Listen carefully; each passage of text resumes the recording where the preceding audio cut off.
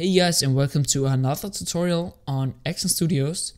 And before I begin this tutorial, I'll explain it really quick. So I recently saw this Mount MoGraph summit about this VH1 effect, this glitch effect right here, okay? And well, he made it with a lot of keyframes and made them to hold keyframes, and I thought this must be able to just produce without keyframes, just expressions, just wiggle expressions, and this is what I came up with. Those are the only keyframes I have, and these are my control keyframes. I could totally remove them and then I would have a glitch effect all the time going on here, but this is what I came up with. So this is, oh yeah, and the footage is also the same as Mount MoGraph used from this Vimeo link by Stefano Rinaldo. I'm going to put that in the description too. So, just a quick overview. So I'm going to select Alt and press U to see what are the only keyframes. So these are basically the only keyframes, and these keyframes, I'll show you what these do. So for example, let's say I want this to glitch really fast at the beginning and then slow down pretty damn fast. So we got we got less going on after like 15 frames, okay? So this is what happens when I move those position, quantity and scale quantity keyframes. Look. This is exactly, okay, and let's say we want it to the opposite direction. So we want the quantity, the value to slow down pretty fast. And at the end it should only be at about maybe 50 per each wiggle. Then this is what it will look like in the end. So I guess this is gonna be a kind of long tutorial, but I'll start off right at the beginning, right now. So I'll make a new composition and I'll just drag this footage into here just to get a nice background, you know, and I'll scale it up a little just for this tutorial. And yeah, let's say we want this cool background video going on here. And so at first I'm going to make a square using this shape tool. Just pressing Q and maybe about this size, and of course make it black in the inside and remove the stroke. Okay, perfect. Then I'm going to center it just with the line tool you can find on the window, and then center the anchor point. Perfect. Now I'll just name this main square, or just square actually, and then I'm going to make a null object. You'll see what this null object is for right in a second.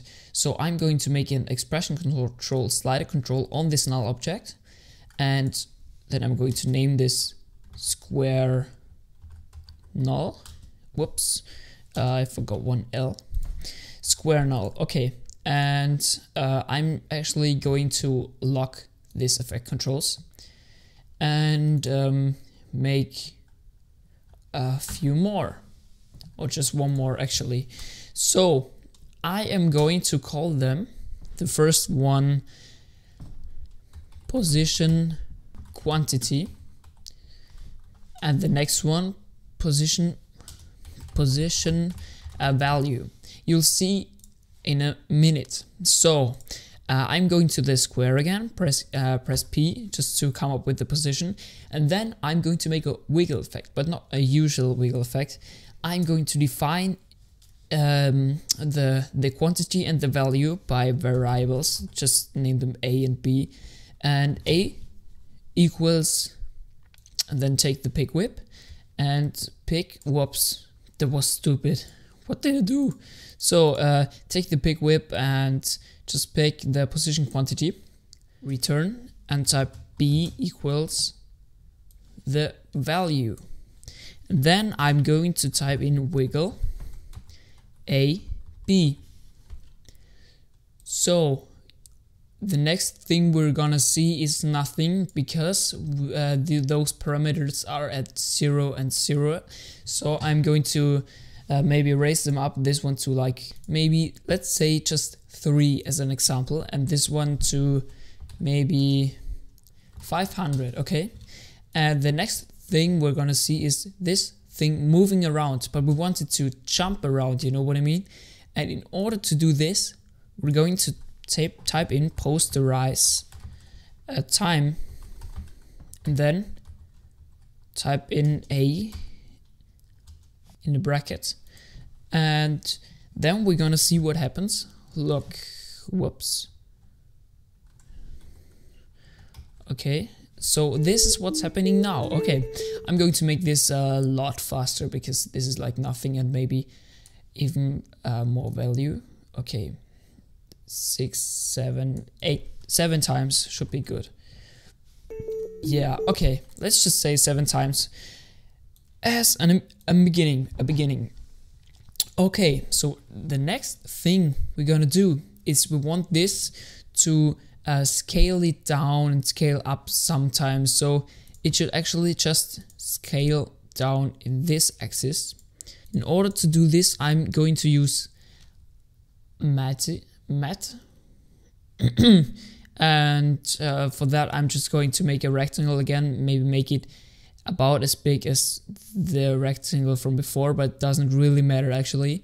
The only thing is it should be at least as wide as the square before. So then I'm going to the scale property, pressing S, and then before I'm going to make an expression here again, I'm going to make a null object again, which I would name the matte null, and I guess this square will be the matte then. Okay, and now I'm going to make some of these expression controls again. I just copy these and paste them here, and this time I'm going to type in scale quantity and scale value, because we want the scale to wiggle. Okay, so then I'm going to make an first of all, I'm gonna lock this effect controls.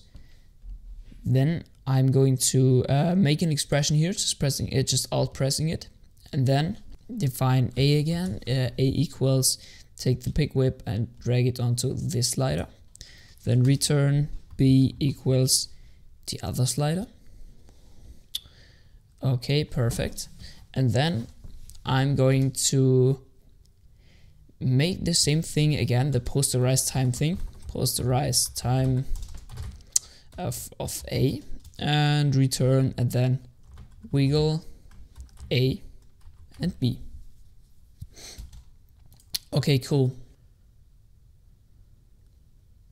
Okay, so this is what's going on now, but I want this thing to follow this one, so I'm going to the position and to the position of the square and make an expression here and take the pick whip and pick the position of the square. So then it's gonna follow.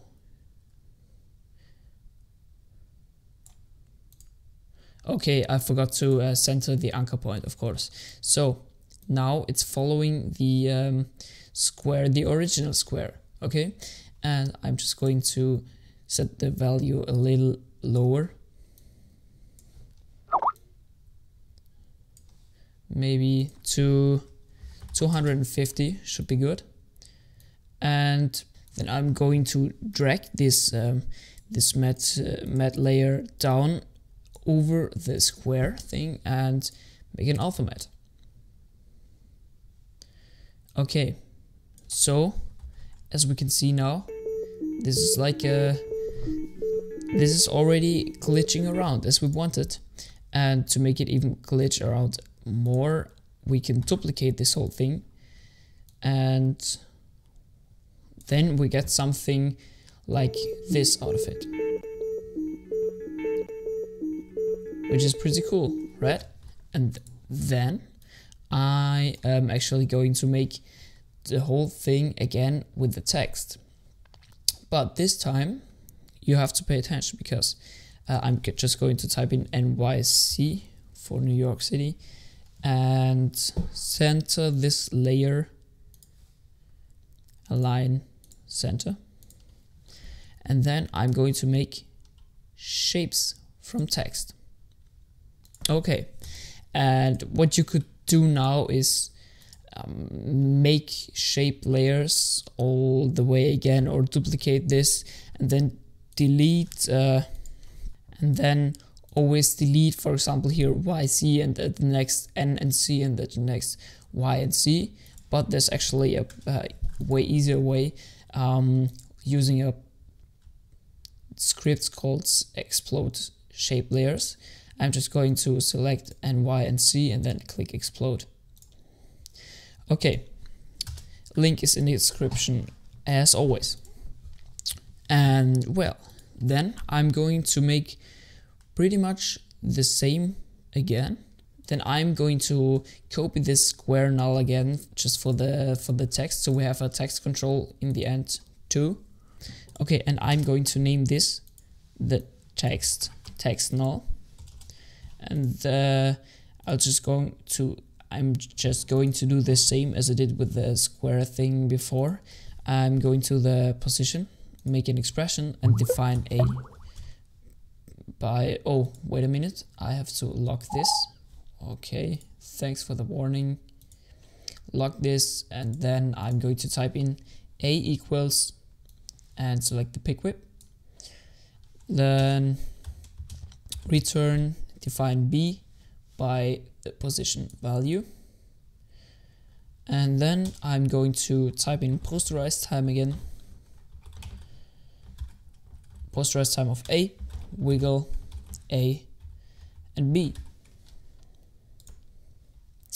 Well, I could actually do the following. I could, or you could, go to the square null and connect it with the square null, but for the sake of the tutorial, I'm just going to make another null for the text, because we can actually adjust the different animations of the text and text and the square in the end. And actually, because it would look cool, I guess I'm going to make some more of these effect controls, just duplicating them, and these should be scale quantity, scale quantity, and the other one scale value, as you could have guessed, scale value, because it will look cool if the n like scales up and scales down again. So I'm going to the scale now and make an expression, and before that I have to lock this again. Then I have to define a again by taking the pick whip and dragging it to the scale quantity, then b by dragging it onto the scale value, then type in posterized time a, and then make a wiggle. So I can actually just copy this and go to the scale here and paste it, go to the scale here and paste it too, because it's actually all quite the same. And I guess I'm going to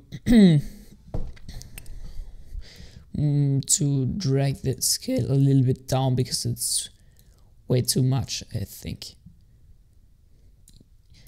Yeah, maybe this is kind of good. Yeah, 4 times per second. So this is actually what we got now. Already looks kind of cool. But now we have to copy the position thing. I'm just going to make the same thing once again, just alt pressing these and pasting position, pressing P, alt press, paste, command control C, and then let's see. Okay, this already looks kind of cool and glitchy, and now in order to make some more glitches into these again, I'm going to copy this matte and paste it onto each one of those and select alpha matte at each one of those.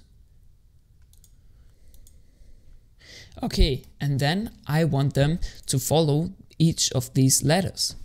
So I'm going to the position and go to the just deactivate the expression and activate by just alt clicking it 2 times, and I'll just do exactly this, going to the position, deactivate, activate, and taking the pick whip to the letter under it. I'm going to do this at every matte, and then when we're finished we should have something looking like this in the end. To make it even look cooler, I'm going to copy these, or no, I'm actually going to select all these and click Ctrl D, and now look what's happening. Yeah, this already looks cool, and I'm going to set the quantity even higher, so it's gonna move faster and everything is gonna have more action in it. 8, whoops, no, 98 would be a little too much. So let's see. Okay, yeah, looks kinda, actually looks pretty different to the example I showed you at first, because at this example what I did was as you can see, I didn't scale those letters. I can just try out setting the scale value of this to 0 and see how it would look like. I think it looks even better just not using scale, to be honest. I'll just delete this. Okay, but as you saw, I got some keyframes here. These are actually my control keyframes with which I can control and adjust my final animation. For example, how long it should take to finally reveal the text NYC in the square. For example, now it will take 3 seconds. Let's just render it out real quick, and it will get slower and slower. Yeah. Okay, and I want to make a null object such as this one. So, who would have guessed I'm going to create a null object pressing Ctrl, Alt, Shift, and Y. And now I'm going to name this Universal Control. Okay, perfect.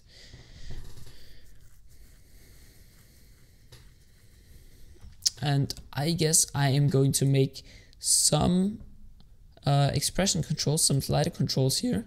The first one should maybe be the square scale quantity. Then the second one should be the square scale value. Then the same thing with position. So I'm actually gonna have some more controls, even more as I had in the comp 1 in the example I showed you, just for the sake of the tutorial.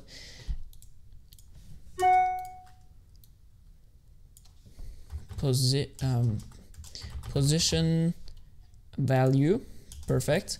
And then I also got the position of the text, and I'll just let the 2 because it's so annoying. Let's just type in text. I don't mind that there's some 2. Okay, perfect. So I am going to make this systematically now. I am locking this, and then I will go to the square null, and oh, actually I'm not locking this, I unlock this, then I double click these. Okay, perfect. Then I'm going to the universal control again, then lock it, and then I can I can expand these position quantity and position value, and I'll click both of them, and I can just take these pick whips and drag the square position quantity to square position quantity. That's why I want to stay organized, because it's just way more organized. Yeah. So do this to the value. Okay, and then the mat should actually be, yeah, it should be the same actually. And I'm going to like this. Okay, perfect. Going to all click those. This is the square mat null scale quantity. So the scale, this is the scale quantity. Okay, perfect, scale value. And then I only got the text null left. I can also just expand this, go to effects, and then I'll click both of those and drag the pick whip onto these. Okay, so now we aren't finished yet. Nope, we can actually control it now. For example, now when I play it now, we can't see anything going on. It's just pure text. And if I drag those up a little bit, for example, the quantities, I just make everything to 7 because I'm uncreative. Then the value, scale value, drag it up maybe to 100. Okay, and then the position should be maybe 500, and the text position, yeah, 550, let's say. Okay, so this is what it would look like now, but we actually want to make an animation going from glitching around to perfect centered NYC into a black square. So in order to do this, who would have guessed, I'm going to make keyframes for each one of those sliders. Okay, and then I go to this layer and press U. Nice. And I'm actually gonna drag some of those up a little bit because we want a little more action. Then I'm going to the end and set the value to 0 at each one, and then the quantity at maybe 1, 2 or 0, whatever. I'm going to make it 1, 2, 1 and 0. 0. Okay, so we will see the animation will slow down now, but you will see a problem soon. Okay, you will see that there is actually tweening now. It is moving down slowly and moving into the middle slowly, but we don't want it. We want it to look like this, just sharp movements and jumping around. And in order to do this, I'm actually gonna make expressions for each of these slider keyframes, okay? So I'm alt-clicking those stopwatches again, and then I'm going to define an A just by typing in an A equals and letting what there was before.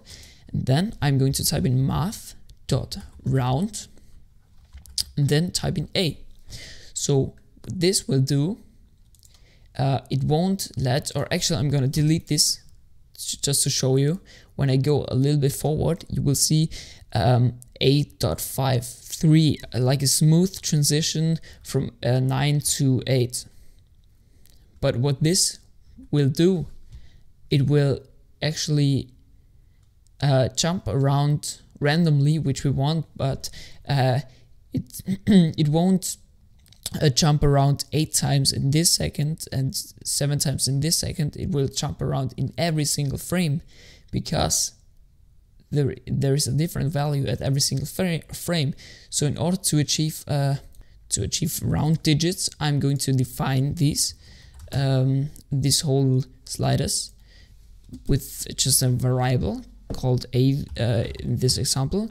And I'm going to type in math round and make square and type in a. So we will see at this frame it's 8, then go a little bit forward, then it's 7. Okay, so it will round to the next whole digit. So I'm going to make this at every single quantity thing. I can actually copy math round bracket a, but I can't copy all of this because this is going to be different at every single one.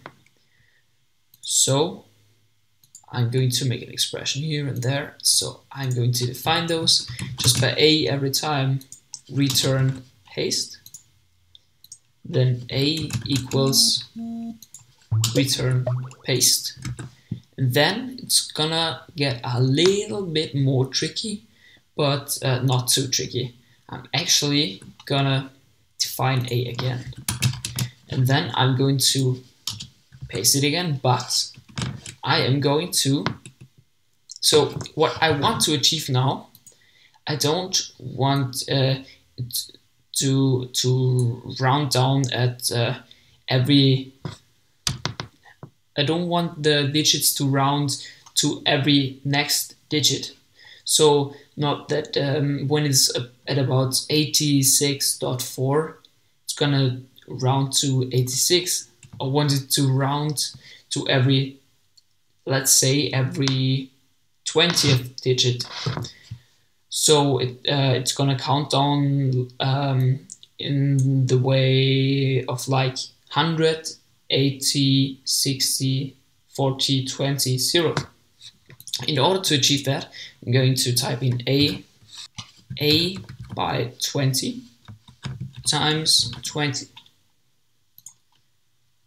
Then we will see the next one. The next one is going to be at 80, the next one at 60, and so on. And then I want to define this value for this is that one. A equals return paste. And then I want to round this to every 50th digit, or let's say 60th, through 60 times through by 60 times 60. And the last one, whoops, which is this one, I'm going to define it again, or that was done by a, then whoops, make a return, paste, then through 55 times 55. Okay, so we're actually quite finished here. Let's see what this looks like now. Okay, we can see now this is not a smooth transition, and we didn't want a smooth transition, so this is what we want actually. So now just to show you how to really control this, we actually, it's already written down here. So the text position value, if I drag this up, we're gonna see that the text is gonna move around in wider directions and pretty far to the outside. And if I drag this keyframe nearer to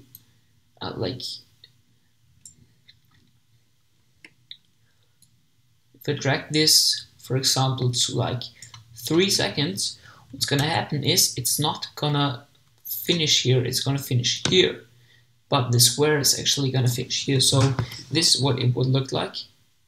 Yeah, it would look like this.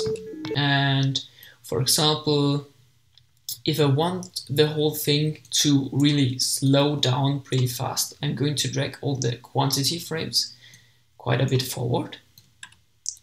And maybe the 0, 1, I'll change it to 1. And then let's see what's gonna happen. Yeah, pretty much what I wanted. It's gonna slow down here. Okay, so this is actually how, and this was a tutorial on how to make automated glitch effect just using expressions and even have controls over the whole animation. I hope it was helpful, and maybe even some beginners of you could follow this tutorial along, and I guess I'll see you next time. Thank you.